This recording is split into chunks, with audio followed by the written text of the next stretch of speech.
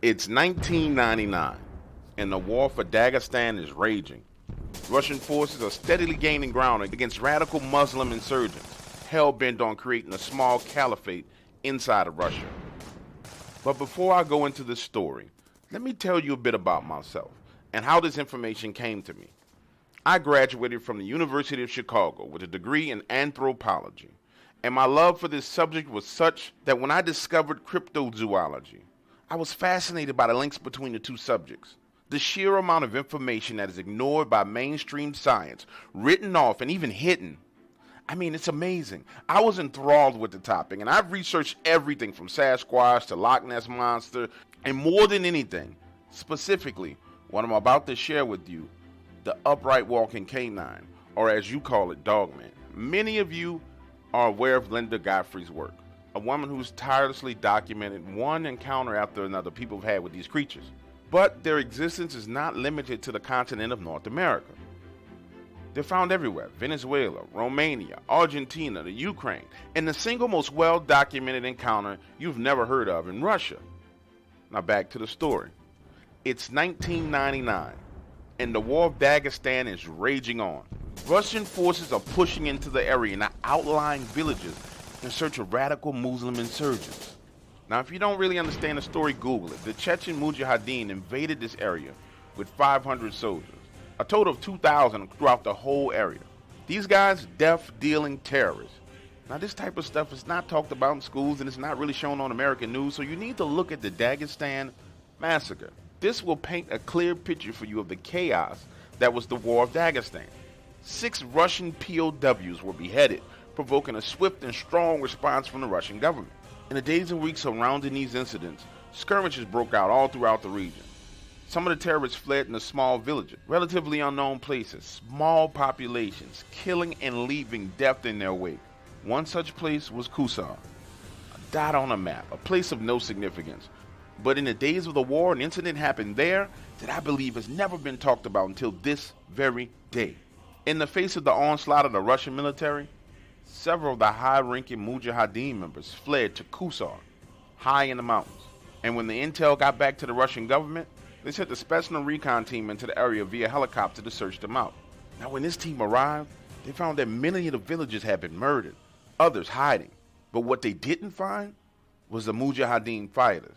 The scout team radioed back and said they were planning on searching the area by foot. But that was the last transmission received from them. 24 hours passed, 48 hours passed, and another team was sent in looking for them.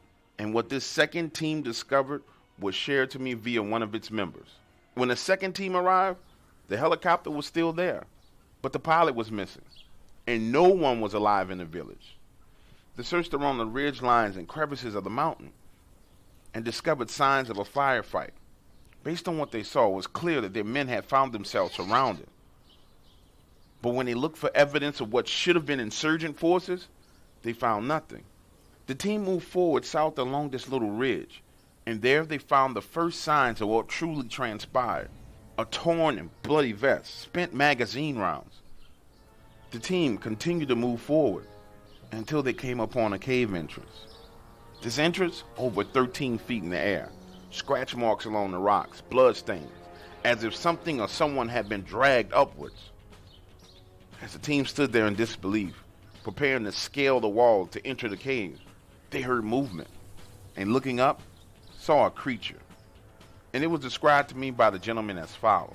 He said what stood out to him most about this thing was the size of his head, chest, and arms, 4 to 5 times the size of a normal man.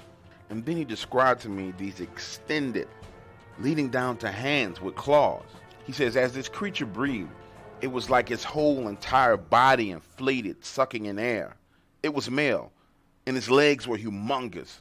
The creature stared down at them, and when they opened fire, it quickly darted left, right, and then back into the cave. Completely confused and befuddled, the unit radioed back what they encountered.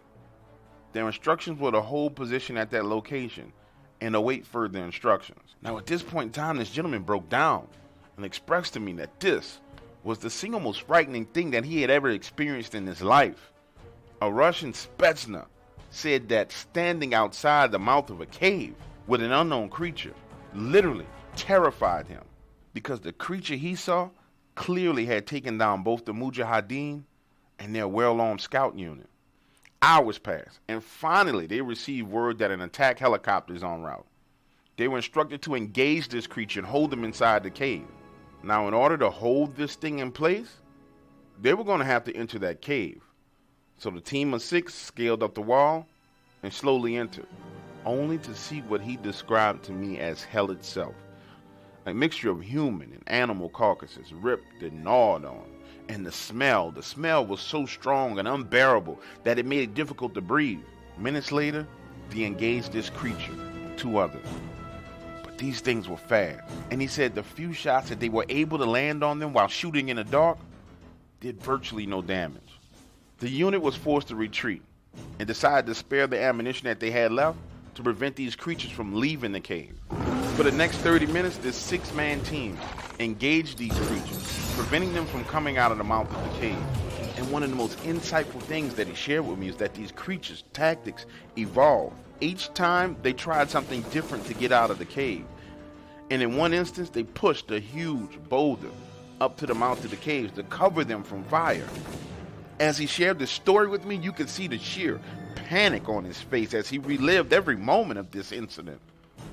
And with his eyes closed, he said, then came the helicopter.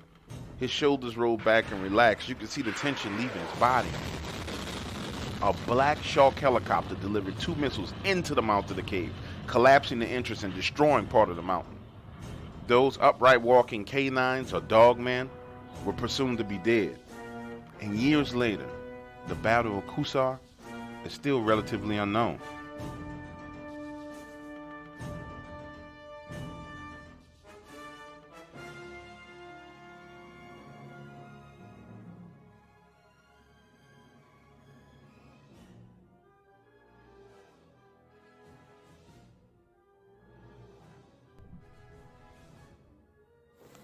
The Dark Waters channel is for entertainment purposes only.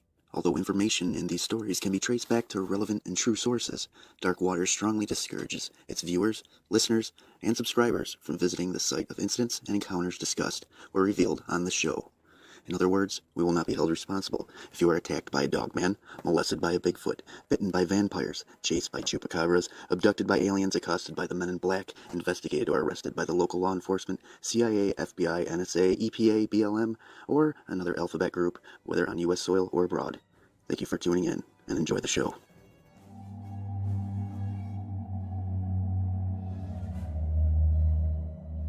For years, I've been going to Bayou Sauvage on the outskirts of New Orleans East.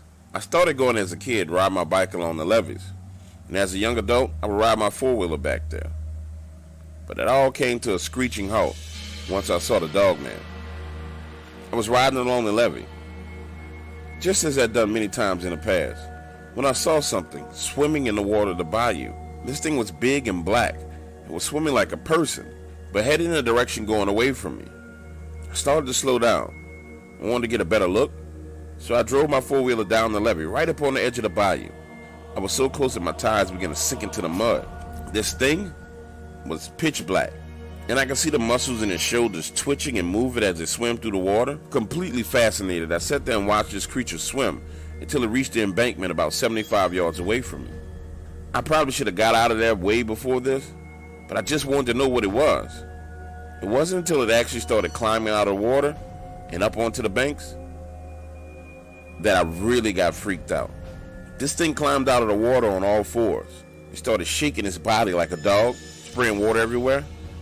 Then it stood up on two legs. Yeah, up on two legs. This was an upright walking dog or something, and its color was black. I mean, really black. I clicked my four-wheeler in gear to go ahead and back out of there. I think that's when it heard me, because it turned and took a look at me. Now, I couldn't see his eyes or teeth, but I saw his head turn and it knew I was there. It stood there looking in my direction for a while, then dropped down on all fours and ran off. At this point, I was completely overcome by fear. I backed my four-wheeler up as fast as possible, skirting back up the levee, spun it around, and headed back out of there to get home. Since I've seen that thing, I don't go riding back in Bayou Sauvage anymore. What I saw could have easily killed me, especially if it was anywhere closer to me. I don't think I've been able to outrun this thing on my four-wheeler.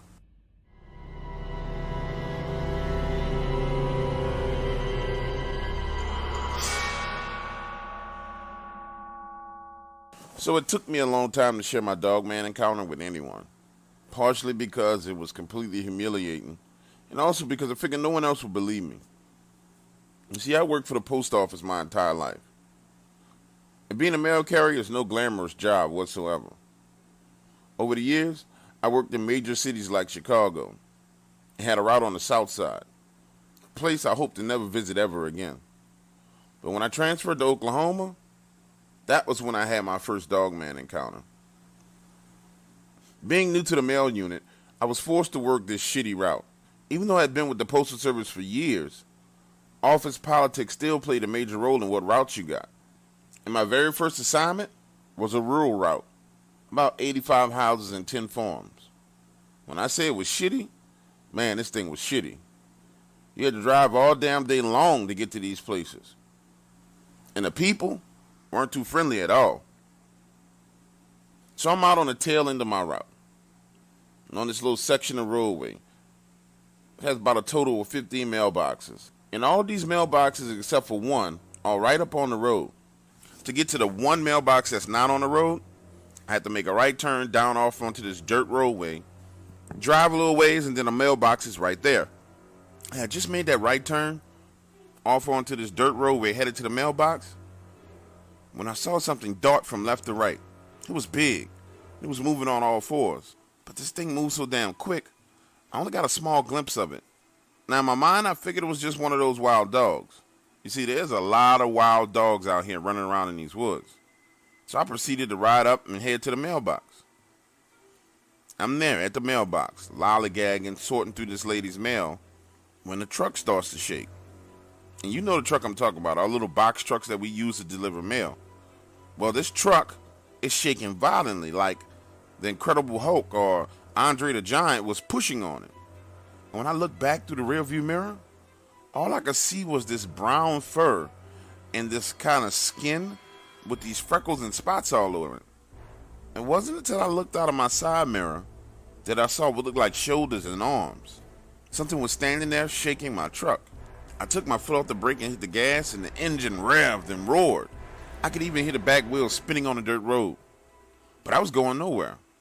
Whatever this thing was strong enough to hold my vehicle and keep it from moving. So I quickly cut my wheel to the left away from the mailbox, and the truck began to slide a bit and move. Then I could hear this kind of scratching sound. And a few seconds after that, it was almost like it let go, because my vehicle took off full speed.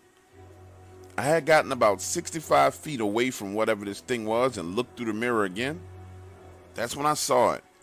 This giant creature with a dog head, these big pointed ears. It was standing there, looking at me drive away. Then this thing dropped down on all fours and laid down right in the roadway. Needless to say, no one got their mail that day. I mean, I was shook up, man. And I don't even know how this thing was able to sneak up on me. Since I've been working this job, I pride myself on paying attention to my environment, never getting complacent. I've been attacked by dogs many times while working my routes. So for something like that to sneak up on me, completely befuddled me. The next day I was sent out again and had to take that same route. Except for this time, I sped down that damn dirt road and threw the mail out in the general area of the mailbox. I refused to stop, so I did that every day. Until finally, one day the property owner was standing out there at the mailbox waiting. She flagged me down, and boy, did she have an attitude on her. She stood there yelling at me, "Why do you keep dropping my mail on the ground? I gotta walk out here and pick up my mail from in the bushes and the trees." This lady cursed and screamed and beat on the side of the truck. I mean, she acted a complete damn fool. I just sat there looking at her. And after she had gone on like this for about 5 or 6 minutes, I kindly asked her, "Are you finished?" And that's when I told her, "Do you know you got a werewolf running around outside your house right now? So until you move your mailbox out to the main road like everyone else, your shit is going to be right here on the ground." And then I threw the mail out at her again and drove off. Eventually she complained and I got written up, but I didn't give a damn. 2 weeks later, her mailbox is on the main road like everyone else. I went on to work that route for over a year. Several times I would see this thing running through the woods. It never really bothered me after that. But technically, I never came to a complete stop either. You see, I had gotten smart and put these handwritten notes in every mailbox on the route, telling them, once you check your mail, leave your box open. Those who left their box open allowed me to just drive up and throw the mail in. And if your mailbox was closed, you would find a neat bundle of mail right there on the ground next to your mailbox. Lord knows, I was not about to get eaten by a dog-headed monster, just so these people can get a bunch of bills that they probably weren't going to pay anyway. Screw that. 2013. I was working for Mississippi Power and Light as a distribution man. I live in Oxford, Mississippi, and work the surrounding area to ensure that both the University of Mississippi and the small towns in the vicinity are kept energized. For the most part, my job was very laid back. However, every now and then we would get a storm system that would roll through the area and devastate the outdated distribution lines. It was a Saturday morning after a 3-day storm system had passed, knocking out power from Oxford, Mississippi to Taylor, Mississippi. Just for your information, transmission lines carry large voltages of power over big distances to substations, and distribution lines carry power from substations to residential homes. The section I was assigned to fix was out of TVA substation that runs along Old Taylor Road.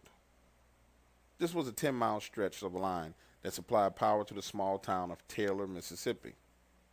Anyway, it's Saturday morning. I'm in my bucket truck working a line along Old Taylor Road. I was inside my bucket changing a line insulator when I heard movement in the wood line across the road. I didn't pay much attention to it. I would always hear animals moving around in the woods when I worked. The movement went on for about 5 minutes, moving north to south. The repairs went on all day, and by evening, I was near the small town of Taylor. Let me pause for a minute and share a little bit more information with you. When I repair distribution lines, I do so from an elevated position inside a bucket attached to an extendable arm that lifts me 25 feet in the air. The maximum height it can extend to is 35 feet, something I learned later that night. As darkness fell, I was offered a cup of coffee by one of the locals. His name was Nathan, but he told me to call him Nate. He said that people in the area were nervous and wanted the power back on. When I asked him what people were nervous about, he just changed the subject and insisted that I give him a time when the power would be back on. Realistically, I needed another 3 hours before I could radio back to the substation in Oxford and have them energize the line. I'm not sure why, but I lied to Nate. I told him 2 hours. Maybe it was the fact that he was so panicky when he was talking to me. Anyway, things were uneventful until I got to the south side of the small city of Taylor. I pulled up to a pole, exited the truck, and bam! The minute I got out of the truck, I could feel it. Something was wrong. My hair stood up on my arms. The hairs on my back and my neck stood up. I started to sweat. Something was wrong. I climbed into the bucket, elevated myself, and went to work. Up high in the bucket, I felt safe and began to focus on my job. But then I started hearing sounds, the sounds of footsteps to the north and to the south of me. Keep in mind, I'm elevated 25 feet in the air with the working light. After a few minutes of hearing noises, I decided it was best to turn my light off so I could see what was going on around me. The noises continued, and as my eyes began to adjust to the darkness, I saw what looked like 2 black figures crossing a road ahead of me. Now, I'm no coward, but under these circumstances, what is a man supposed to do? I sat there and listened and watched as these black figures moved back and forth across the roads and in and out of the wood lines. The only thing I could think to do was to elevate myself higher and wait it out. My radio was inside the truck along with my cell phone, and I was clearly surrounded by something. As I sat there in my bucket, I noticed the power line next to me began to sway from left to right, but there was no wind. The sway turned into a full swing within a few minutes, which only could happen if someone or something was moving one of the power poles on the line. Now, this really freaked me out. So I stood up in a bucket and stared down the road trying to see the other poles. Like I said, it was dark out, but it looked like something big and black was leaning against one of the poles to the south of me. I needed to see what the fuck was going on at this point in time. I took the flare gun out of my emergency kit, loaded a flare, and shot it in the air. No. No. I must be seeing things. It's been a long day. Hallucinating. I am hallucinating. No. Looking around me, there were amber eyes. 5 sets of 2 to be exact. They were to the north, south, east, and west of me. Also, to the south of me, something huge and black was rubbing its back against the wooden power pole. The eyes all followed the flare as it fell from the sky. I quickly sat down in my bucket, trying to hide myself from view. At this time, I'm panicking. What the f are these things? It's not a bear. It's not a human. I don't know what this is. My mind tried to tell me that it was a person in a black coat. No. This looked like a big wolf standing on 2 legs, rubbing his back on a pole. The next question I asked myself was, how in the hell was I going to get out of here? I had no radio because it's in the truck. I had no cell phone because I left that in the truck. I decided just to sit there and try and wait it out. In an attempt to comfort myself, I said, they don't know you're here. They're just animals. Right? Animals, just animals. Finally, after telling myself over and over that they did not know I was here, they were just animals, I heard what sounded like a small rock hitting the side of my metal bucket. Then another rock hit the bucket. Then another, and then another. And then what sounded like a shower of gravel hitting the bottom of my bucket.